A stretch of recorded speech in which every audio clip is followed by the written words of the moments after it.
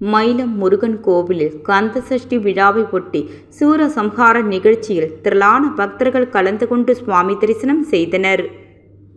விழுப்புரம் மாவட்டம் மயிலத்தில் பிரசித்தி பெற்ற முருகன் கோயில் அமைந்துள்ளது. இங்கு மயில் வடிவிலான மலையில் அமர்ந்தபடி முருகப்பெருமான் வள்ளி தேவயானியுடன் திருமண கோலத்தில் பக்தர்களுக்கு அருள்பாலித்து வருகின்றார். இக்கோயிலில் ஆண்டுதோறும் கந்தசஷ்டி திருவிழா வெகு விமர்சையாக கொண்டாடப்படுகிறது. இதேபோல் இந்த ஆண்டு கந்தசஷ்டி திருவிழா கடந்த 22ஆம் தேதி காலை யாகசாலை பூஜையுடன் தொடங்கியது.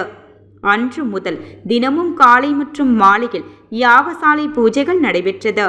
முக்கிய நிகழ்வான சூரசம்ஹாரமானது வெகு விமர்சையாக நடைபெற்றது. இதையொட்டி அதிகாலை கோயில் நடை திறக்கப்பட்டு மூலவருக்கு பால், தயிர், பன்னீர், சந்தனம், இளநீர் உள்ளிட்ட பல்வேறு வகையான வாசனை பொருட்களால் சிறப்பு அபிஷேகம் செய்யப்பட்டு மகா தீபாராதனையும் காண்பிக்கப்பட்டது. தொடர்ந்து முருகன் வள்ளி தேவியானை சிறப்பு அலங்காரத்தில் பக்தர்களுக்கு அருள் பாலித்தனர்.